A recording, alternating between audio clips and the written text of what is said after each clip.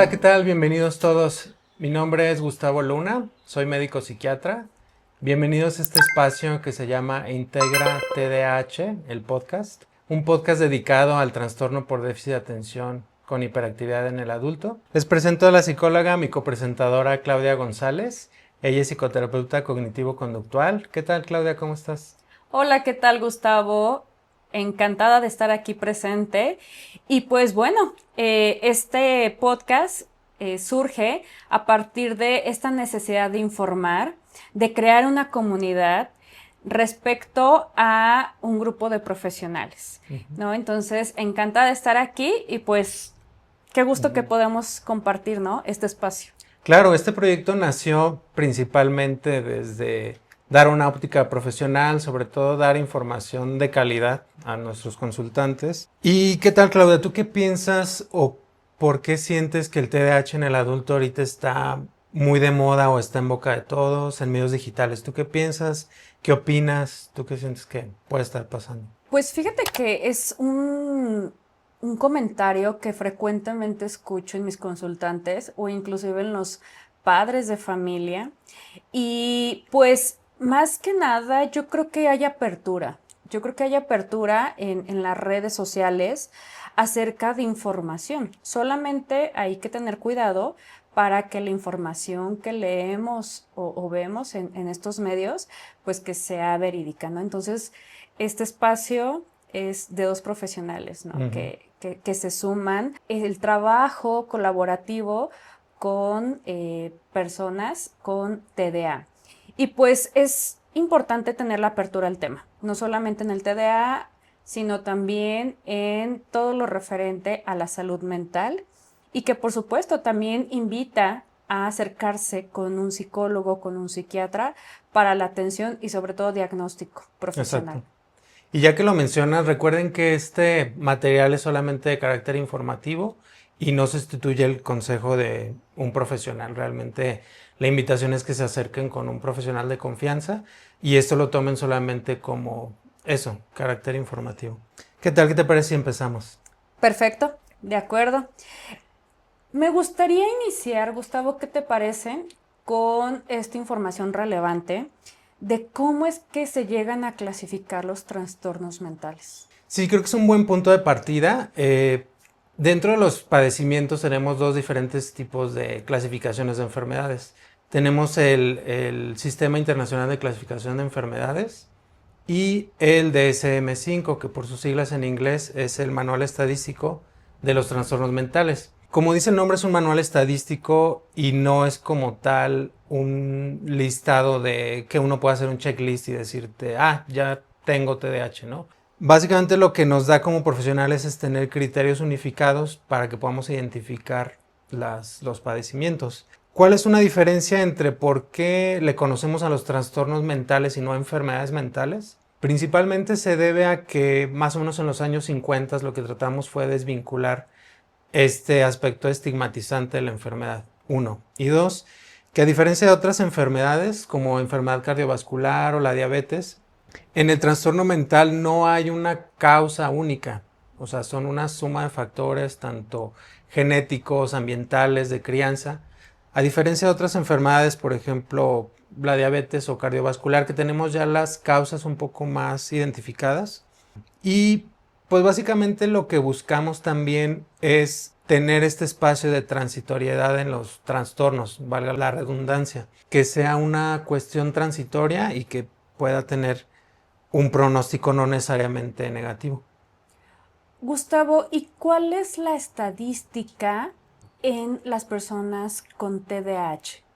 Hablando de la estadística, considerando, lo vamos a ver más adelante de dónde se origina, pero más o menos tenemos en cuenta que 8 de cada 100 niños puede que lo presenten a lo largo de la vida y en adultos se han hecho estudios que aproximadamente de un 2 al 5%.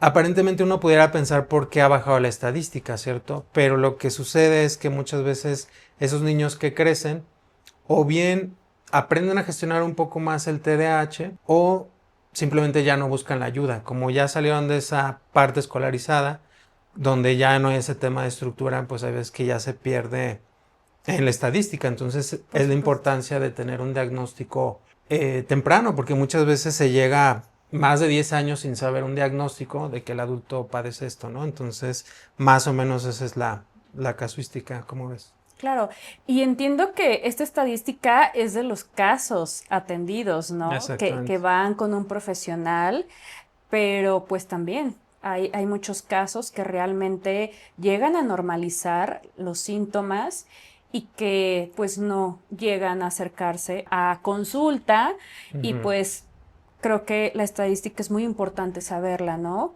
¿Por qué crees que aparentemente hay más casos hoy en día? ujú. Fíjate que es un tema muy interesante. Yo creo que en todos los temas en salud muchas veces no es que han aumentado los casos, sino que nuestra capacidad de detectarlos ha mejorado. Por ejemplo, en el caso del cáncer de mama.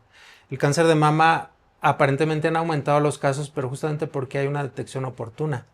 Entonces, en el caso de los trastornos mentales no es la excepción. En el caso, por ejemplo, de la modalidad escolarizada, es más fácil hoy día identificar estos niños que tienen estas dificultades, ¿no? Niños que no se concentran, niños que se paran constantemente de la silla, niños que a lo mejor tienen comportamientos oposicionistas con los maestros. Y afortunadamente ya hay más apertura, ya hay juntas de padres, ya hay juntas con los maestros, hay psicólogos educativos también. Entonces, ya el poder detectar a estos niños desde esta edades tan tempranas y darles un tratamiento oportuno, insisto, este podcast es enfocado a TDAH del adulto, pero como vamos a ver más adelante, pues se origina desde la etapa formativa del cerebro, ¿no? Entonces, Claro. siento que el modelo escolarizado, ya estandarizado, ha hecho de que se vean más casos. Y en la parte del adulto, siento que esta hiperproductividad a la que ahora nos estamos enfrentando, donde todo tiene que estar para ayer, todo tiene que estar al 100, pues también una persona que tiene este tema de déficits cada vez es más complicado malabarear ciertas cosas, ¿no? Cuando ya se agregan otras facetas diferentes a una llegar a tiempo a clase o terminar ciertos proyectos, ahora ya son más responsabilidades, ahora es papeles de crianza, es llegar temprano, es gestionar finanzas, entonces ya no se convierte solamente en un tema escolar, sino amplía muchísimo más, ¿no? Que es parte Claro, de lo que vamos a ver también. por supuesto, porque además pues nos volvemos multitareas, ¿no? Y en todo lo tenemos que hacer deprisa. Y aprovechando que tocamos este tema, me gustaría que nos informaras acerca de cuáles son las causas que están involucradas en el TDAH. Claro que sí, en el TDAH lo primero es que sabemos que es un trastorno del neurodesarrollo. ¿Esto qué quiere decir? Que básicamente desde que se está formando el cerebro, la parte neuronal, ya está esa impronta del trastorno, ¿no? Entonces, lo principal que sabemos es que es una base genética muy importante. Hay una heredabilidad de un 70 a un 80% aproximadamente, pero entran ahí en factores tanto ambientales, tanto de crianza. Sí, claro, son diversos factores que influyen en la salud mental del paciente y en este caso del TDAH, pues no solamente está la cuestión biológica, la Ujú, cuestión hereditaria, ¿no? Que aquí es donde entra el rango, ujú. pero también, ¿no? Lo que mencionábamos, la cuestión de lo que hoy en día, pues somos como sociedad. Sí, como te comentaba, esta parte genética pues influye en mucha parte en lo que son los neurotransmisores, que ahorita están muy en boca de todos. Principalmente lo que son los neurotransmisores son ciertas moléculas que nos ayudan a conectar funciones cerebrales, ¿cierto? Así es. Entonces, a lo largo del desarrollo de los niños hay etapas que le llamamos de poda neuronal, que imaginemos como un árbol, que en diferentes etapas hay que hacer como cierto recorte de ciertas conexiones sinápticas que le llamamos para que el aprendizaje se vaya dando. Entonces, cuando una poda neuronal no se hace, digamos, de la manera ordinaria, hay este tema de desconexiones a nivel cerebral, que es lo que a veces se manifiesta Sí. en esta disfunción de estos neurotransmisores, que la manifestación principalmente, que ahorita es lo que vamos a platicar, son estas funciones mentales que tienen que ver con la motivación, la planeación, el iniciar tareas, y ese creo que es parte de tu ámbito, ¿no? Platícanos, Claudia, un Sí. poco a qué nos referimos con estas funciones ejecutivas.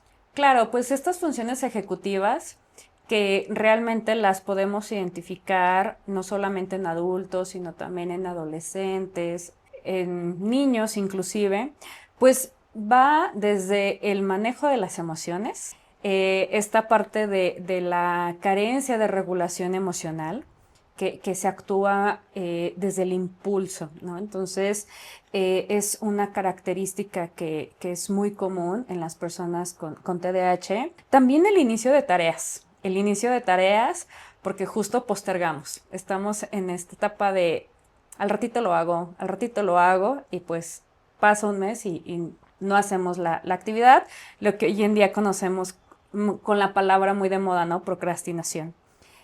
También la planificación de tareas, ¿no? Porque realmente como todo urge, pues es luego complicado identificar qué es lo que debemos de hacer primero y en consecuencia, ¿no? Entonces, también tenemos una gran carencia en la memoria de trabajo, ¿no? Porque se nos pueden olvidar algunas situaciones, que es muy común, por supuesto, ¿no? Pero las personas con TDAH es más frecuente y pues inclusive situaciones que pueden ser ya muy relevantes, no solamente para el consultante, sino también para inclusive su entorno, ¿no? Sus hijos, sus padres, etcétera. Pues que son como los ejemplos que podemos ver en la vida diaria. Memorizar, ¿no? Inclusive como para un examen, memorizar algún número telefónico, porque hoy en día ya no memorizamos números telefónicos, ¿no? Ya damos por hecho que están en el celular y no nos damos a la tarea de memorizarlos. Tener claro cuáles son los pendientes del día, ¿no? El hecho de llevar ya una agenda, pues ya se quedó como en la etapa de los 90, yo creo, porque ya estamos muy acostumbrados al uso del celular, de lo digital. Pues estos desafíos, ¿no? Que llevan a cabo para poder llevar una organización y una agenda en el trabajo. Y por supuesto, ¿no? Lo que mencionaba hace un momento, la procrastinación, que es lo que es muy común en pacientes con TDAH. Escuchándote hablar se me viene esta dupla que a menudo ves en tu consulta, ¿no? La disregulación emocional y la impulsividad, ¿no? Se me viene, por ejemplo, aquel chico que en un enojo no exabrupto decide salirse de la escuela, ¿no? Porque pues no pudo gestionar bien su enojo y de pronto se sale y ya no hay manera de ingresar a un ciclo escolar, o ese adulto que se molesta mucho en el trabajo, no puede regular emociones, se sale en una recesión económica y eso le trae problemas en finanzas. Entonces, realmente es un efecto dominó de estas funciones ejecutivas que, como bien dices, el no identificar estos puntos que se pueden trabajar. También queremos dar este mensaje que es algo positivo que se puede cambiar. O sea, una cosa es identificarlo y también que es muy factible cambiarlo. O sea, nunca es tarde para pedir ayuda y cambiar las cosas. No todo está perdido. Al contrario, ¿no? Hay muchas herramientas, hay muchas alternativas donde nos podemos apoyar de manera profesional para la atención. Pero antes de irnos a ese punto, me gustaría preguntarte, ¿cuáles son aquellos criterios que son necesarios para un diagnóstico? Sí, claro que sí, sin ser demasiado exhaustivos, porque, bueno, esto ya es información clínica muy específica, pero vamos a retomar lo que es el DSM-5, que les mencionaba que es un manual estadístico, y básicamente ahí lo que nos maneja es que el trastorno debe estar presente de manera disfuncional en al menos 2 áreas, es decir, por ejemplo, no sé, escuela y familia, o crianza y trabajo, etc. Y los síntomas deben estar presentes al menos durante 6 meses. Se divide en 2 dominios, uno que es el dominio de la inatención y otro dominio que es de la hiperactividad e impulsividad. En la cuestión de la inatención, básicamente es una incapacidad de inhibir los estímulos externos, ya sea, por ejemplo, la distracción auditiva, el poderse dispersar de las conversaciones con facilidad, el perder cosas, evitar tareas que requieren mucho esfuerzo mental. Y en el aspecto de la hiperactividad e impulsividad, el mover constantemente alguna parte del cuerpo, a veces las manos, los pies, la dificultad para permanecer sentados y esta a veces necesidad imperiosa de estar haciendo cosas, ¿no? Y que a menudo del niño de estar caminando y haciendo cosas, ya en el adulto es más bien esta hiperactividad mental, de una cosa y luego la otra y luego la otra. Y a veces es no terminar nada. Entonces son las personas que son de muchos hobbies, lo cual no está mal, pero muchas veces en su potencial no es lo que ellos quisieran, ¿no? A lo mejor brillar en muchas cosas y Por esta supuesto. inhibición conductual hace que no avancen, ¿no? Hablando en la parte de subtipos, depende mucho de la cantidad. Entonces, ya teniendo en cuenta que debemos de cumplir 5 criterios, vemos la predominancia, si es inatento, si es hiperactivo impulsivo o es combinado. Y en base a la disfuncionalidad vemos si es de leve, moderado o grave. Esa es la manera en cómo lo clasificamos. Entonces, por lo que entiendo, Gustavo, no por el hecho de que me distraigo fácilmente, o no por el hecho de que no puedo estar quieto, o que se me olvidan constantemente las cosas, no por eso quiere decir que tengo TDAH, sino que es importante ir con un profesional que haga todo una valoración e identificar, ¿no? Si hay solamente uno, dos o más criterios para identificar y también saber si solamente es hiperactividad, impulsividad o de atención y concentración, ¿no? Porque Exactamente. entiendo entonces que puede ser combinado, pueden ser Exactamente. ambos. Así es. Sí, además vamos a dedicar un episodio completo a hablar de la evaluación neuropsicológica y neuropsiquiátrico del TDAH. Pues ahora me gustaría que me platicaras cómo se traducen ya estos síntomas, porque a veces en un listado no se entiende muy bien a cómo se traducen ya en personas, ¿no? ¿A ti cómo te ha tocado ver esta disfuncionalidad en las áreas de un adulto, por ejemplo? ¿Cómo te ha tocado Claro. verlo? Pues en diferentes factores de la vida cotidiana, desde el autoestima, desde lo laboral, lo académico, las relaciones de pareja, las relaciones de familia, que aquí puede ser con tus hijos o con tus padres, y pues también, ¿no? En el ámbito de la vida cotidiana. En el trabajo y en la educación, por ejemplo, es muy común la parte del bajo rendimiento. O sea, no, la persona no rinde lo que antes inclusive podía rendir, ¿no? Y es cuando empiezan a identificar como esos focos rojos. Yo les menciono a los consultantes, es importante no normalizar, ¿no? Ay, pues es que otra vez se me olvidó. Ay, pues es que otra vez se me olvidó. Y pues no, no hay que normalizar porque ya hay que escuchar también el por qué está siendo tan constante este comportamiento, también esta inestabilidad en los trabajos, en la escuela, donde constantemente puedo yo estar renunciando a los trabajos porque, pues, porque ya me aburrió, porque no me sentí cómodo, entre otras cosas. O inclusive, tú lo mencionaste hace un momento, ¿no? El abandono repentino. El abandono repentino donde pues nada más le mandé un mensaje a mi jefe o un correo electrónico y ya no regresé a mis labores. En las relaciones de familia, de pareja, de amigos, pues es un poquito más frecuente también porque son relaciones inclusive de parejas que pues son fracasos, ¿no? Donde me enojé por algo y impulsivamente terminé la relación, ¿no? O la parte que comentaba hace un momento, ¿no? Del impulso de las emociones y entonces pues tuvimos una pelea fuerte y pues ya afectó, ¿no? La parte de la relación. Entonces, hay que tener como mucho cuidado y mucha atención porque justo también empiezan a generar consecuencias a raíz de este tipo como de impacto. En la vida personal, bueno, pues desde los comportamientos inapropiados o de alto riesgo, el abuso de sustancias, ¿no? Porque como están en búsqueda de la dopamina, pues claro, ¿no?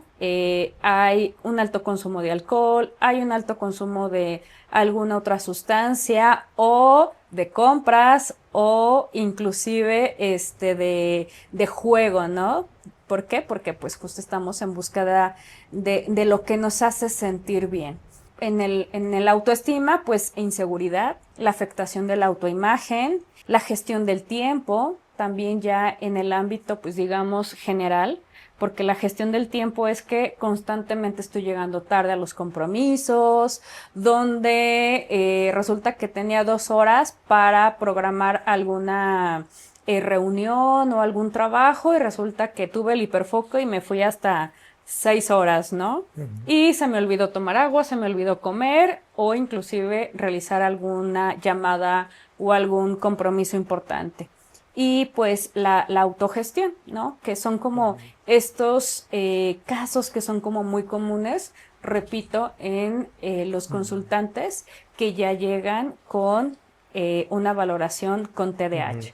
Sí, fíjate que me gustaría retomar dos ideas. Por un lado, lo que es la procrastinación y la tendencia al aburrimiento, ¿no? En la procrastinación, pues como vimos, son varios los factores, ¿no? No es tanto como, ay, dejé una cosa al final, sino que esto es algo sistemático, es algo muy constante y de pronto se vuelve reforzante porque la persona se vuelve muy hábil a resolver todo de último minuto. Y entonces de pronto es de que, pero pues es que si ya lo he hecho así y siempre me sale bien, ¿por qué lo tengo que cambiar ahora? No sé qué, si te ha tocado ese tipo de Sí, por situaciones. supuesto, ¿no? Y viven como muy al límite, pero claro, que llega a presentar altos niveles de ansiedad, ¿no? Por lo mismo de que está ahí el pendiente en la mente, pero bueno, luego estos mecanismos de defensa, ¿no? Donde la evitación y entonces lo voy postergando, pero claro, no es algo que sea de manera ocasional, sino que suele ser muy recurrente. Pero tienes razón, es muy común.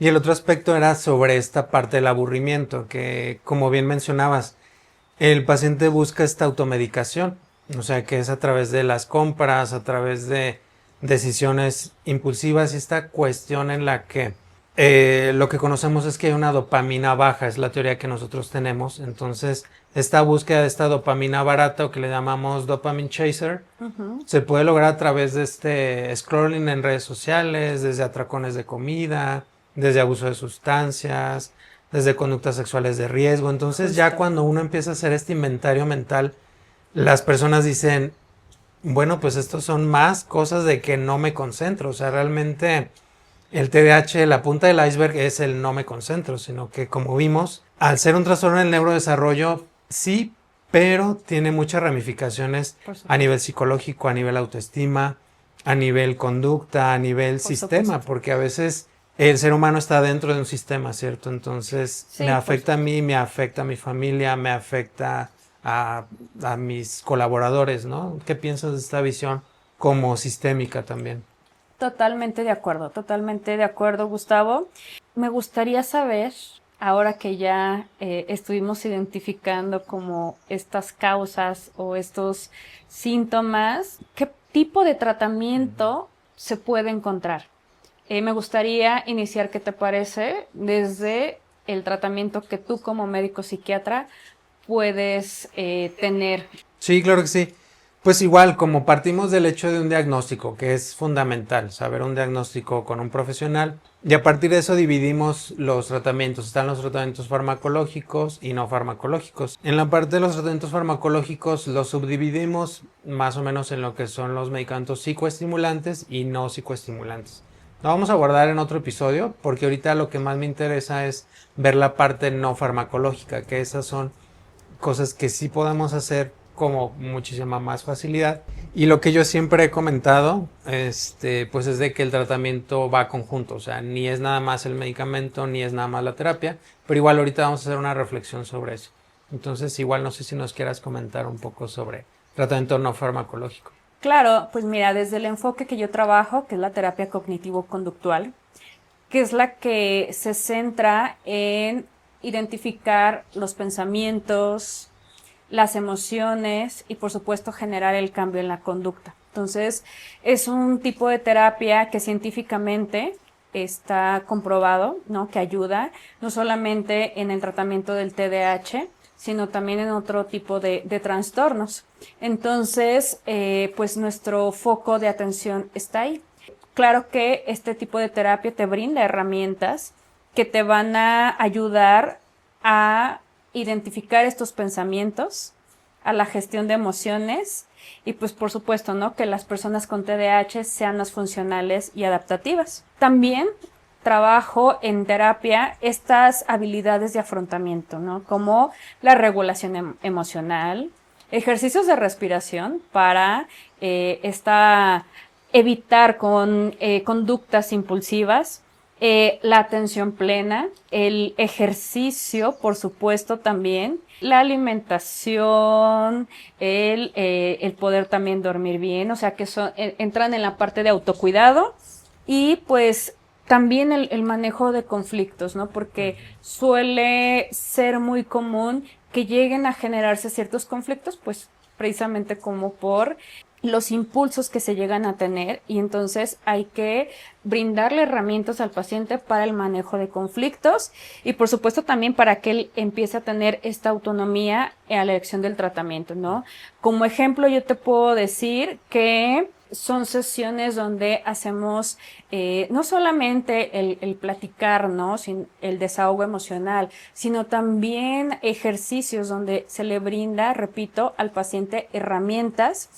En este caso de regulación emocional, yo hasta me pongo a hacer ejercicios de respiración con ellos para que ya se lleven la técnica. No solamente son herramientas, también hay que brindarles técnicas para actividades cotidianas que puedan tener, como por ejemplo la atención plena, ¿no? Justo porque hay una hiperactividad, la parte de las multitareas, la hiperactividad también mental. Entonces, cuando hacemos las cosas, ¿cuántas veces no ha tocado? Y lo he visto mucho en redes sociales de llevo 20 minutos manejando en automático, ¿no? Sin ver qué hay por fuera. Entonces, la atención plena te permite poner atención en lo que estás haciendo. Yo les digo, cuando te estés bañando, siente cómo te cae el agua, ¿no? Los olores, lo que estás escuchando. Entonces, despertar como mucho los sentidos y estar en el aquí y en el ahora, ¿no? Para tener un foco dentro de la actividad que estés realizando y que pues no te puedas perder de los detalles y sobre todo esos que luego suelen ser muy importantes. Los no negociables, que es la parte del autocuidado. Yo sí les digo, estos son los no negociables porque justo también ahí encontramos muchos de los neurotransmisores que pueden favorecer, por ejemplo, en el sueño, un sueño reparador, la alimentación, cuidar mucho la alimentación, el acompañamiento multidisciplinario, pues es importante, ¿no?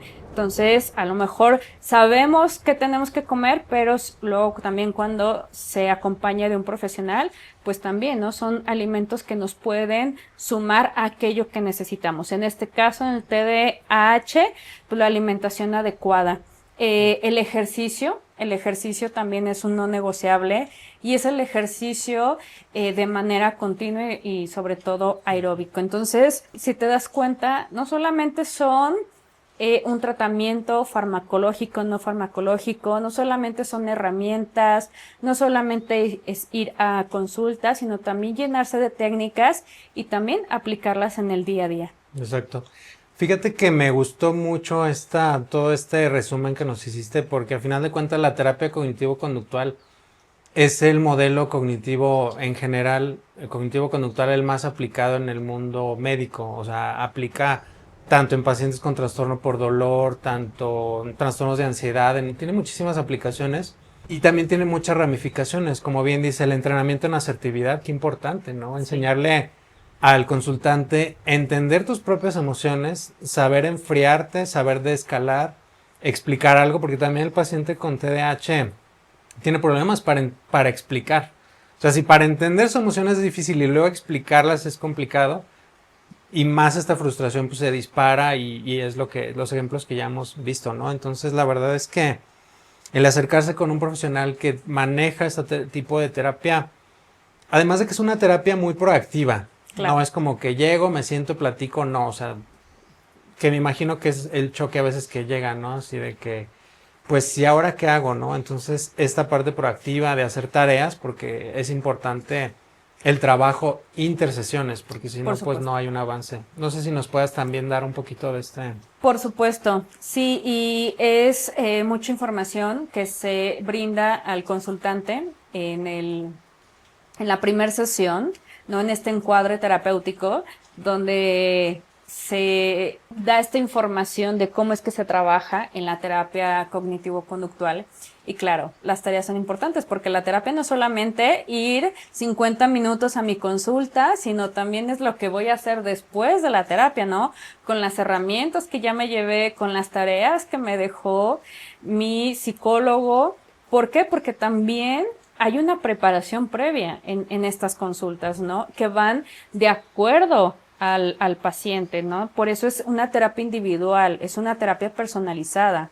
Entonces, yo no puedo trabajar igual con todos los pacientes. Con cada uno tengo que ir trabajando diferente, inclusive, ¿no? También es cierto, hay quienes 10 sesiones y pues no todos pueden ser en Claro. 10 sesiones, ¿no? Exacto. Entonces también hay que llevar este acompañamiento de la mano con mucha empatía y yo sobre todo les digo, sean muy autocompasivos, porque luego en esta parte del perfeccionismo suelo ser como muy duro conmigo mismo y pues no, hay que ser autocompasivo, de entender que no puede ser todo de manera inmediata, ¿no? O sea, sí voy a mi consulta, sí voy al acompañamiento psiquiátrico, quizás sí me tomo mi medicación, pero pues tampoco son como las pastillitas como el dolor de cabeza, ¿no? De tengo el Claro. dolor y ya se me quitó, sino que es algo muy continuo y que debemos de tener esta adherencia al tratamiento. Entonces, es importante recalcar esto y que además, pues también, ¿no? Que se sientan un espacio de confianza, que se sientan con la empatía y pues, repito, sobre todo en un espacio donde pues no van a ser juzgados y que al contrario, ¿no? De este lado, pues vemos tantos casos que sabemos, ¿no? Lo que pasa, lo que hay detrás, inclusive, ¿no? También lo que luego no se habla, pero se expresa de otras maneras. Claro. Fíjate que hay una pregunta que me gusta siempre comentarle al consultante ya cuando estamos por cerrar es, dime 3 cosas que tú que quisieras cambiar, ¿no? Y creo que esas 3 preguntas es 3 objetivos, así de ya, ¿qué es lo que necesito? No, pues llegar temprano, ¿no? ¿Qué necesito? Pues el ejercicio. Entonces eso ya lo centra en un mapa, porque puede ser muy abrumador en una primera sesión ver todas las cosas que no han hecho bien. Pero empezando de poco a poco dices, bueno, pues si logro este pequeño objetivo ya hay una sensación de avance, ¿cierto? Porque muchas veces llegan con nosotros ya con un estado muy crítico y yo siempre lo celebro, decir que bueno que estás aquí porque a final de cuentas es importante esta mejora continua y pues qué padre, la verdad es que estoy muy contento de estar aquí contigo porque pues una profesional en toda la extensión de la palabra y pues ya tenemos mucho rato ahí trabajando. Entonces pues hemos hablado de varios temas, ¿qué te parece si recapitulamos todo lo que hemos visto el día de hoy? ¿Qué te Me parece? parece muy bien, pues vamos a hacer un pequeño feedback Ok. de lo que estuvimos hablando en este primer capítulo. Pues más que nada, identificar aquellos antecedentes del TDAH, ¿no? No podemos hablar de algo sin antes saber de dónde es que surge. Aquellos criterios diagnósticos, ¿no? Del por qué sí puedo decir que tengo TDAH, ¿no? Ya desde una evaluación diagnóstica y pues no solamente porque está de moda. ¿Cómo es que nos afecta en la vida diaria? Y pues por supuesto los diferentes tipos de tratamiento. Sí. Sí, igual puntualizando esta parte del tratamiento, que nosotros siempre lo vamos a manejar desde la autonomía del paciente, ¿cierto? O sea, desde la primera sesión se ofrece el diagnóstico, se ofrecen las opciones de tratamiento, que bueno, las guías mencionan que el medicamento es, pero no necesariamente, o sea, hay pacientes que no se sienten todavía listos para iniciarlo y está bien, realmente la parte de la terapia, el acompañamiento puede funcionar también, sin duda Claro. alguna. Pero se ha visto que el tratamiento combinado es mejor que cualquier intervención aparte. Entonces, como bien dices, el tratamiento debe ser muy individualizado y en base a objetivos personales. Entonces, creo que eso es algo que da mucho sentido. La verdad es que hiciste un gran cierre y, y pues nada, pues te agradecemos que nos hayas acompañado hasta el final. Si te gustó el contenido, no olvides suscribirte y ahí en la cajita de descripción te dejamos nuestras redes sociales. En el próximo episodio vamos a hablar sobre la evaluación del TDAH, la evaluación neuropsicológica y neuropsiquiátrica en la primera consulta. Hasta pronto. Hasta pronto y muchas gracias. Gracias.